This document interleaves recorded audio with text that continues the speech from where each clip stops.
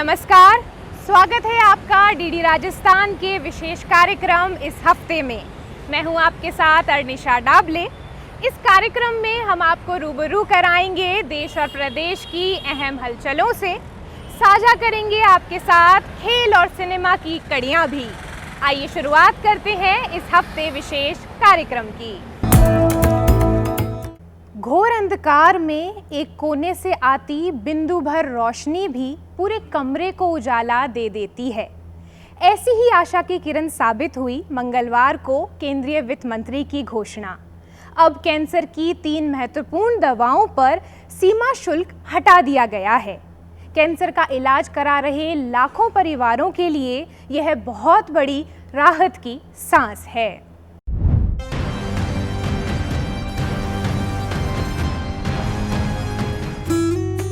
भारत में मौत के सबसे प्रमुख कारणों में से एक है कैंसर।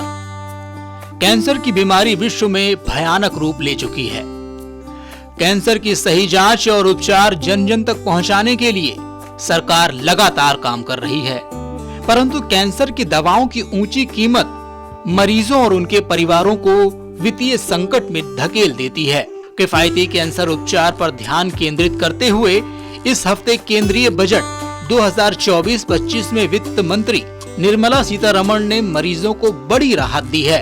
बजट में कैंसर की 3 दवाओं को सीमा शुल्क में छूट देने की घोषणा की गई है। ये जो 3 मेडिसिन हैं ये बहुत कॉमन कैंसर्स में यूज होती है, लंग, ब्रेस्ट और गॉल ब्लैडर, और इनकी कॉस्ट जो है वो एक साइकिल की 2.5 लाख और 5 लाख है और लाइफ लॉन्ग देनी पड़ती है।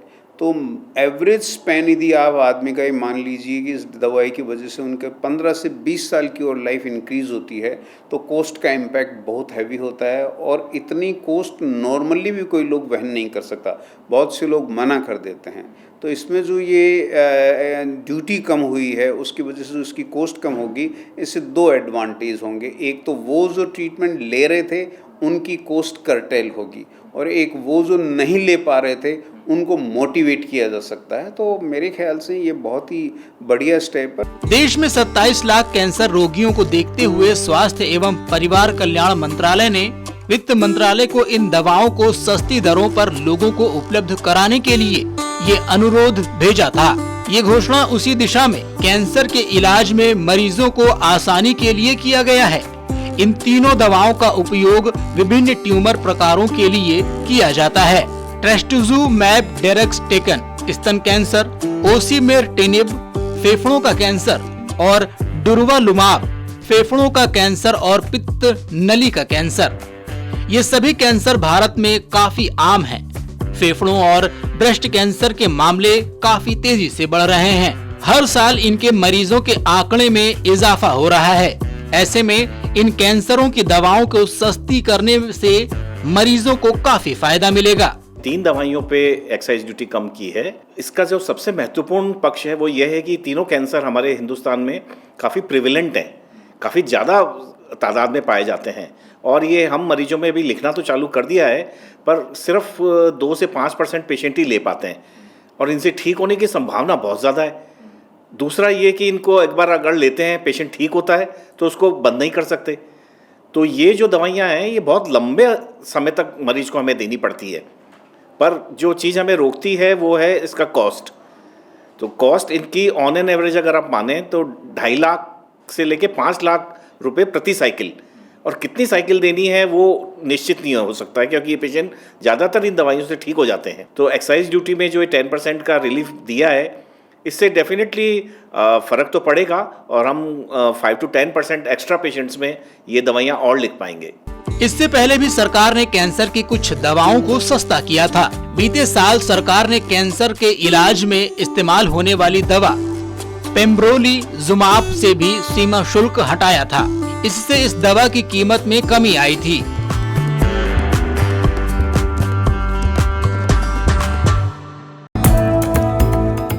कच्चा घड़ा हूँ मैं, फिर भी पर साथ में खड़ा हूँ मैं। बूंदे बेरहम हैं, उन्हें वहम है कि टूट रहा हूँ मैं, पर मैं सीख रहा हूँ। बच्चों को अक्सर कच्चा घड़ा कहा जाता है। वे जैसा अपने परिवेश में देखते और समझते हैं वैसा ही अपनाने लगते हैं। शिक्षकों और अनेक बुद्धिजीवों की ये जिम्मेदारी होती है कि उस कच्चे घड़े को सहजता से पक्का किया जाए। आज के युग में शिक्षकों और बच्चों के बीच दीवार बन रहा है मोबाइल फ़ोन, और इस मोबाइल फ़ोन को बहुत ही सुंदरता से दरकिनार किया है जमवारामगढ़ के एक स्कूल में। आइए देखते हैं कैसे।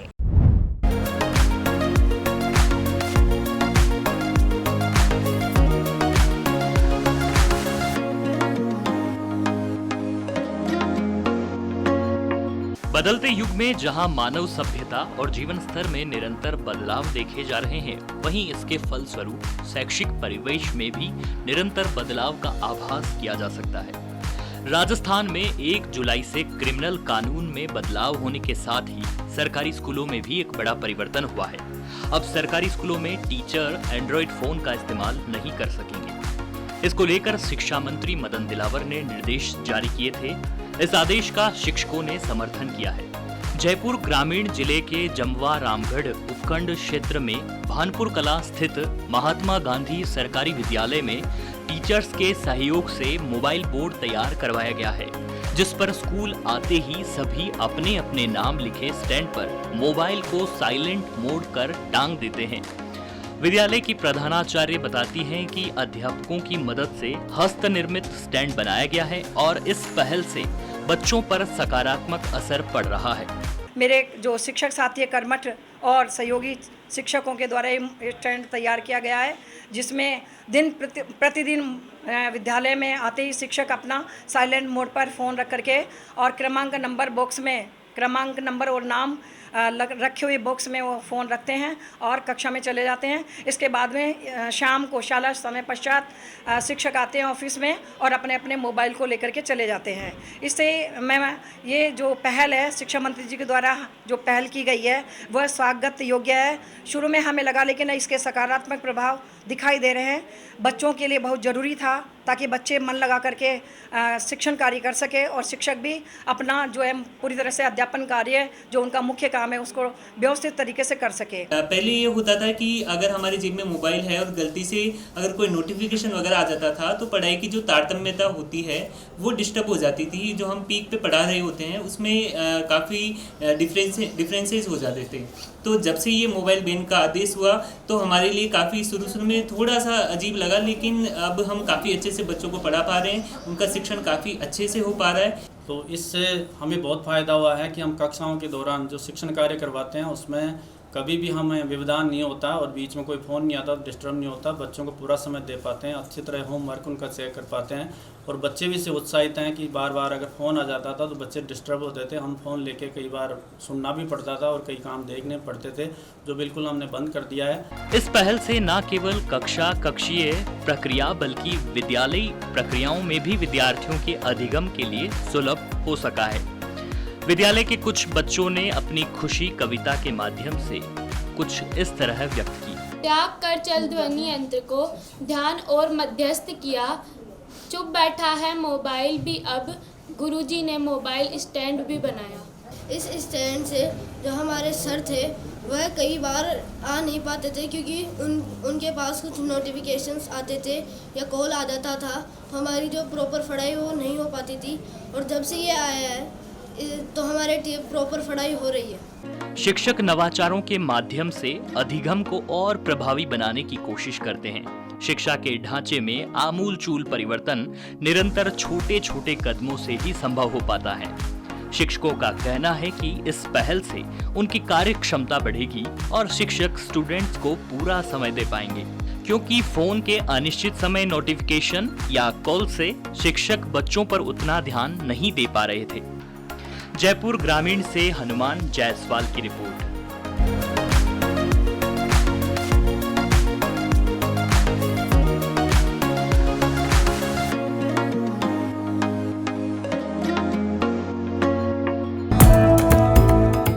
धरती पर भगवान माने जाने वाले चिकित्सकों का जीवन सेवा और समर्पण का होता है।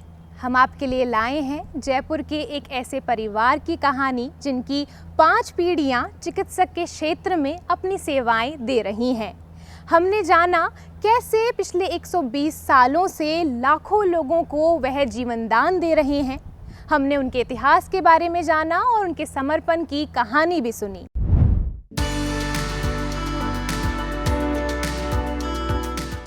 कोविड के डरावने दौर, बढ़ते पॉल्यूशन, बदलती जीवन शैली और भागदौड़ भरी जिंदगी के बीच जब सेहत में उतार चढ़ाव आते हैं तो एक मुस्कुराता हुआ आत्मविश्वास से भरा डॉक्टर का चेहरा ही हमें सुकून देता है और विश्वास दिलाता है कि ऑल इज वेल, जीवन अभी बाकी है।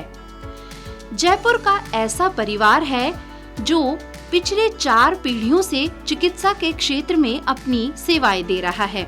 इस परिवार में पहली पीढ़ी में आयुर्वेदाचार्य पुरोहित डॉक्टर प्रभुदयाल व्यास ने आजादी से पहले अंग्रेजों के राज में करीब 38 वर्ष तक व्यास औषधालय जयपुर में अपनी सेवाएं दी। उन्होंने इस क्लिनिक में 1902 से 1940 तक लगातार सेवाएं दी। आज भी फोटो में उनकी यादों के अवशेष शेष हैं। चिकित्सा क्षेत्र में पहुँचते पहुँचते मेरे परदादा ग्रेट ग्रैंडफादर के टाइम से हमारी ये परंपरा शुरू हुई थी। उनका जन्म 1880 में हुआ था और उन्होंने 1904 में आयुर्वेदाचार्य बन गए थे वो, और उन्होंने आयुर्वेद की प्रैक्टिस शुरू की थी। उस समय MBBS या एलोपैथी मेडिसिन का प्रचलन नहीं था और 1904 से लेके 1940 तक उन्होंने आयुर्वेदिक प्रैक्टिस की थी। जो डॉक्टर ब्रिज मोहन शर्मा थे, उन्होंने 1924 में king George medical college Lucknow से MBBS किया था उस समय। उसके बाद मैंने यहाँ SMS मेडिकल कॉलेज से किया था। मेरे पिताजी ने 3rd बैच से किया था 1947 में। मेडिकल कॉलेज 45 में खुला था SMS, और उन्होंने 3rd बैच में किया था 1947 में। उसके बाद मैंने किया था 82 की एंट्री के बाद। उसके बाद मैं पीडियाट्रिक प्रैक्टिस में हूँ और उसके बाद मेरे बच्चे ने 2017 बैच में पास आउट किया है। दूसरी पीढ़ी में पुरोहित डॉक्टर प्रभुदयाल व्यास के पुत्र डॉक्टर बृजमोहन शर्मा ने 1924 में लखनऊ के किंग जॉर्ज मेडिकल कॉलेज से MBBS किया। उन्होंने एलोपैथी पद्धति में जयपुर एवं झुंझुनू शहर में अग्रणी भूमिका निभाई और इसको बढ़ावा भी दिया। उन्होंने 1956 तक लगातार शहर में सेवाएं दी। उन्हें तात्कालीन अंग्रेज सरकार के साथ ही जयपुर स्टेट की ओर से भी उत्कृष्ट सेवाओं के लिए सम्मानित किया गया। तीसरी पीढ़ी में डॉक्टर बृजमोहन शर्मा के पुत्र डॉक्टर हेमंत कुमार शर्मा ने 1947 में SMS मेडिकल कॉलेज से MBBS किया। इसके बाद उन्होंने MS एनेस्थीसिया किया। इस दौर में MS एनेस्थीसिया करने वाले चंद चिकित्सकों में वे शामिल थे। उन्होंने लंबे समय तक अपनी सेवाएं दी और अंतिम समय तक चिकित्सा के क्षेत्र से जुड़े रहे। चौथी पीढ़ी में डॉक्टर हेमंत कुमार शर्मा के पुत्र पीडियाट्रिक्स डॉक्टर विवेक शर्मा न सिर्फ जयपुर शहर बल्कि पूरे देश में अपनी डेडिकेटेड सेवाओं के लिए जाने जाते हैं। वे SMS मेडिकल कॉलेज के 1982 MBBS बैच के हैं।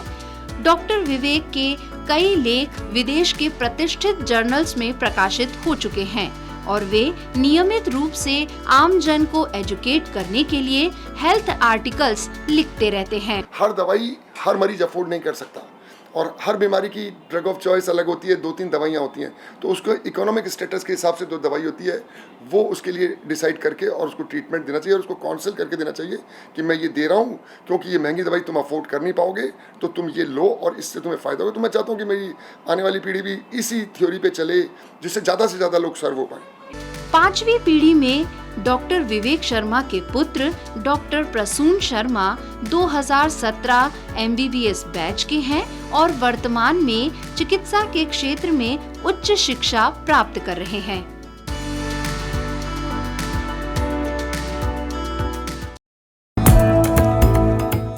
भले कच्ची उम्र में जिंदगी की शाम आ जाए, लेकिन ये मुमकिन नहीं कि खून पर इल्जाम आ जाए।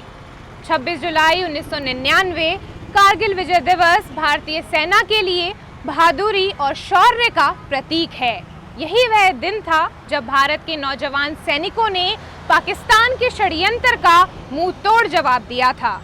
यह दिन भारतीय इतिहास में बहुत ही महत्वपूर्ण है और 26 जुलाई 2024 को इस दिन के 25 साल पूरे हो चुके हैं।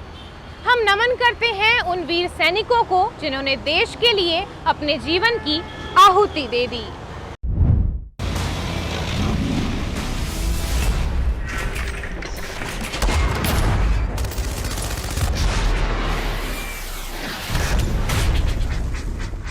देश के वीर जवानों की गाथा को जन जन तक पहुंचाने के लिए हर साल 26 जुलाई को कारगिल विजय दिवस के रूप में मनाया जाता है।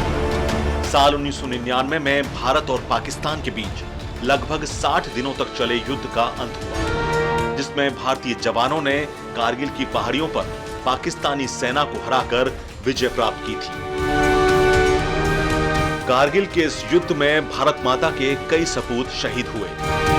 इस जंग में अपनी बहादुरी और वीरता के साथ लड़े। राजस्थान के भी कई वीरों ने कारगिल के इस युद्ध में अपने शौर्य से पाकिस्तानी सैनिकों के छक्के छुड़ा दिए थे।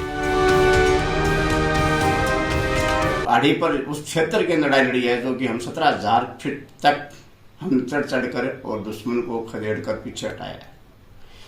हमने 2 सडल पोस्ट को कब्जा किया है और एक पाकिस्तानी 24 मुजाहिद बटालियन रेजिमेंट थी पाकिस्तान की, उस सिपाही को जिंदा पकड़ा था। मैं स्नाइपर शूटर हूँ। मैं जब से अपने यूनिट में लिया हूँ तब से शूटिंग का काम करता हूँ। हम सभी रेजिमेंट की अभ्यास कर करके हमेशा और हमने अपनी लड़ाई में अपनी कामयाबी हासिल की है और इस विजय दिवस को मनाने के लिए हम बहुत ही सौभाग्य हैं। कारगिल शहीदों के परिजन 25 साल बाद आज भी उन क्षणों को याद करके भावुक हो उठते हैं। जयपुर के मालवीय नगर के लेफ्टिनेंट अमित भारद्वाज ने भी 27 साल की उम्र में कारगिल की लड़ाई में देश के लिए अपनी जान कुर्बान की थी। शहीदों के परिजनों को उनकी वीरता और बलिदान पर गर्व है। शहीद अमित भारद्वाज की बहन सुनीता धोकरिया ने बताया कि पिछले 24 सालों से वो अपने भाई के यूनिट के सभी जवानों को राखी भेजती हैं। वो कहती हैं कि ऐसा करके उन्हें अपने शहीद भाई की मौजूदगी का एहसास होता है। 25 साल से अमित की यूनिट में राखी भेज रही हूँ और वो राखी मेरी जो भी सीओ होते हैं वो कलेक्ट करवा लेते हैं। तो वही है कि मतलब एहसास नहीं होने दिया। फौज का भी पूरा सपोर्ट होता है हमें। तो ये लगता है कि हाँ, उसने अपने देश के लिए, अपने यहाँ के नागरिकों के लिए उसने जो एक अपने प्राणों की आहुति दी है, तो आज अगर हमें उसके नाम से जाना जाता है तो एक हमारे लिए बहुत गर्व की बात है।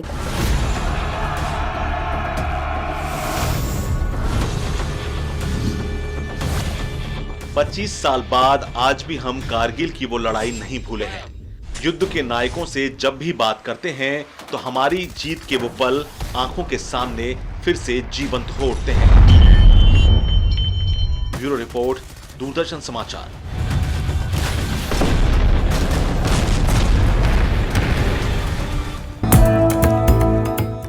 मैं बहुत भाग्यशाली हूँ जो इस परिवार में मेरा जन्म हुआ। यह शब्द है भारत के प्रसिद्ध कथक नर्तक पंडित बिरजू महाराज की दोहिती शिंजिनी कुलकर्णी की। वह कहती हैं कि जब वह 3 साल की थी, जब से वह कथक का रियाज कर रही हैं, उन्होंने ये परंपरा अपने नाना और फिर अपने मामा से सीखी। आज वह करीबन 100 लड़कियों को चूरू में निःशुल्क प्रशिक्षण दे रही हैं और दिल्ली में भी अपनी अकादमी चलाती हैं। आइए जानते हैं आज के इस दौर में कथक को कैसे वह आगे ले जा रही हैं।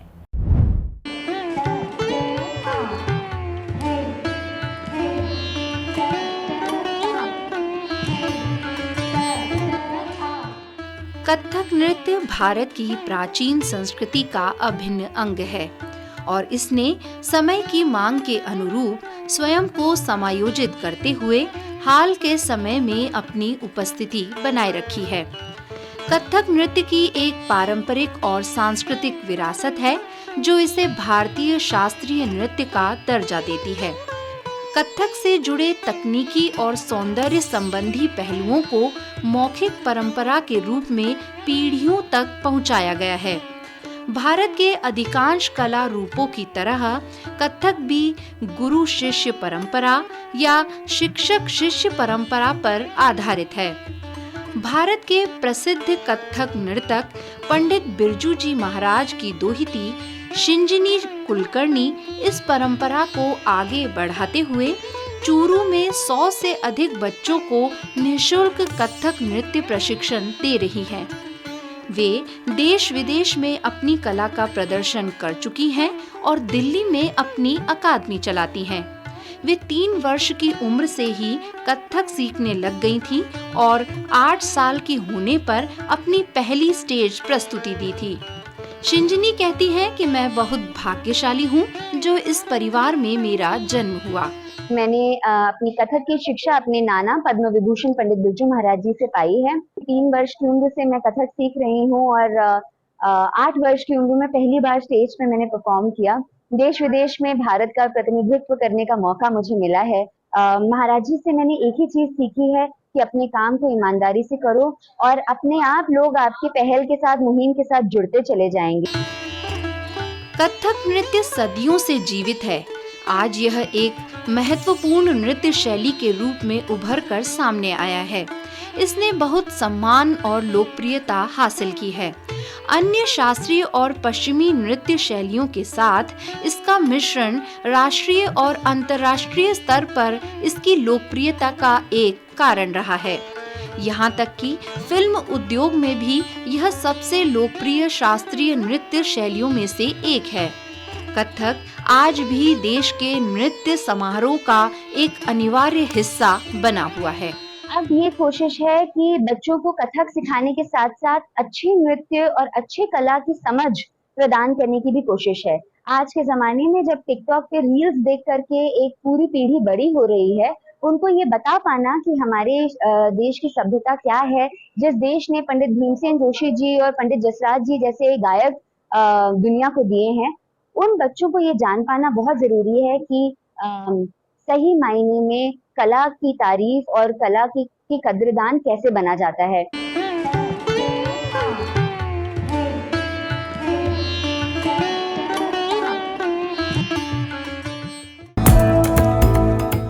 दुनिया भर के खिलाड़ी अपनी प्रतिभा का प्रदर्शन दिखाने के लिए फ्रांस की राजधानी पेरिस पहुंच चुके हैं।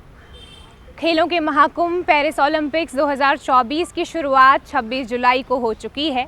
इन खेलों में भारत 26वीं बार भाग ले रहा है। भारत ने पिछली बार 2020 में 7 पदक जीते थे और इस बार भी खिलाड़ी पूरी टक्कर देने के लिए तैयार हैं।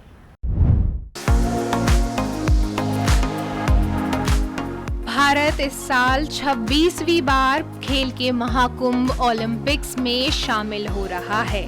फ्रांस की राजधानी पेरिस में खेले जा रहे ओलंपिक्स में भारत से 117 खिलाड़ी हिस्सा ले रहे हैं, जिसमें 70 पुरुष और 47 महिलाएं शामिल हैं।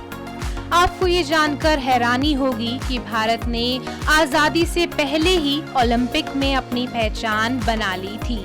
पहला आधुनिक ओलंपिक साल 1896 में एथेंस, ग्रीस में आयोजित हुआ था। नॉर्मन प्रीचर्ड ने 1900 के ओलंपिक खेलों में भारत का प्रतिनिधित्व किया और उसी के साथ यह देश की पहली ओलंपिक उपस्थिति बन गई। इसके बाद भारत ने 1920 के ओलंपिक खेलों में अपना पहला दल भेजा। कुल 1218 एथलीट अभी तक भाग ले चुके हैं। 2020 तक भारत ने 35 पदक जीते हैं, जिसमें 10 स्वर्ण पदक, 9 रजत, 16 कांस्य और सबसे ज्यादा अभी तक 7 पदक टोक्यो ओलंपिक 2020 में भारत ने हासिल किए हैं। 44 साल पहले मॉस्को ओलंपिक में भाग लेने वाले जयपुर के ओलंपियन गोपाल सैनी बताते हैं कि इस बार के ओलंपिक में भारत को बड़ी संख्या में पदकों की उम्मीद है। जयपुर में ओलंपिक खेलों के अपने पुराने अनुभव को साझा करते हुए वे बताते हैं, तब और अब के ओलंपिक खेलों और खिलाड़ियों को मिलने वाली सुविधाओं में बड़ा फर्क आ गया है, लेकिन मुकाबला उतना ही कड़ा है। पहले मूलभूत सुविधाएं भी नाम मात्र की थी, खिलाड़ियों के लिए जो सिखाने वाले थे वो भी नाम मात्र के थे, लेकिन अब क्या है कि भारत सरकार ने इतना सब कुछ कर दिया है कि खिलाड़ियों को विदेश में ट्रेनिंग करवाती है, खिलाड़ियों को क्या है कि विदेश में ट्रेनिंग के साथ में इंटरनेशनल कोचेज़ को बुलाती है। इंटरनेशनल कोचेज़ का खिलाड़ियों की बारीकियों को देखते हैं कि भाई इस खिलाड़ी में क्या कमी है, क्या अच्छाई है, तो उसकी कमी को दूर करने के लिए वो भारत सरकार को सजेशन देते हैं।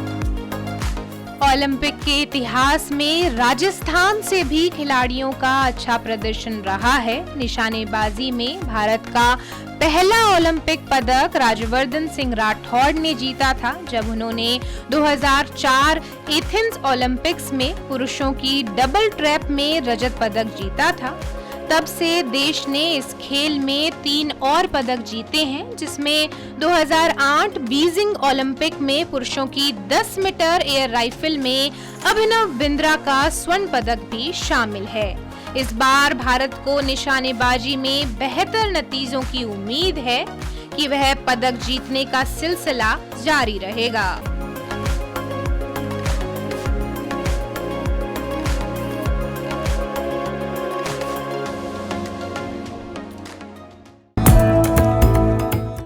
ऐसी कई अनकही कहानियां हैं जिन्हें अभी जानना बाकी है, और अगर ये अनकही कहानियां अपनी खुद की भाषा में हो तो आनंद और दुगना होता है।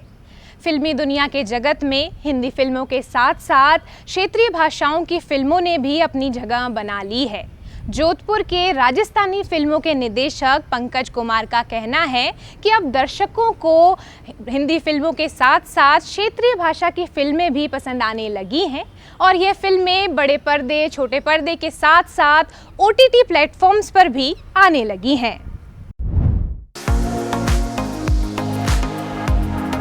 फिल्मी दुनिया में अब राजस्थानी फिल्में भी अपनी अलग पहचान बनाने की कोशिश कर रही हैं।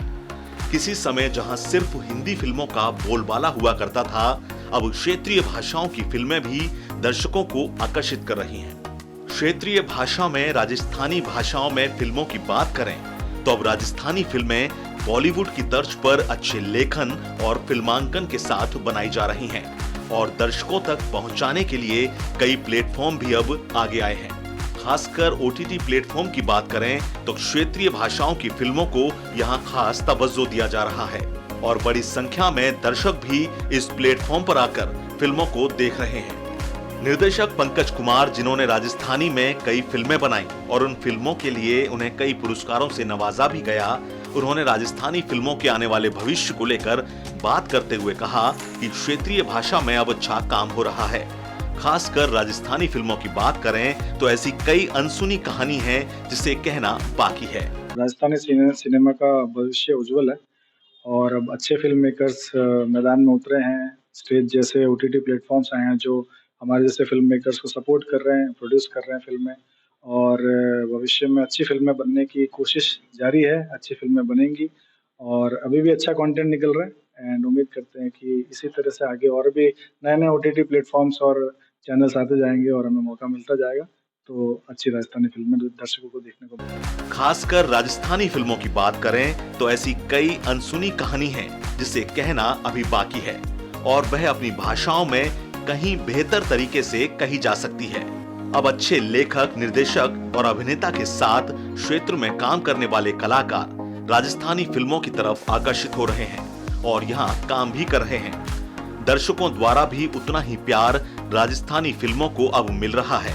ऐसे में राजस्थानी फिल्मों का भविष्य उज्जवल है। वह दिन दूर नहीं जब दक्षिण भारत की फिल्मों की तरह ही राजस्थानी फिल्मों की एक इंडस्ट्री तैयार हो।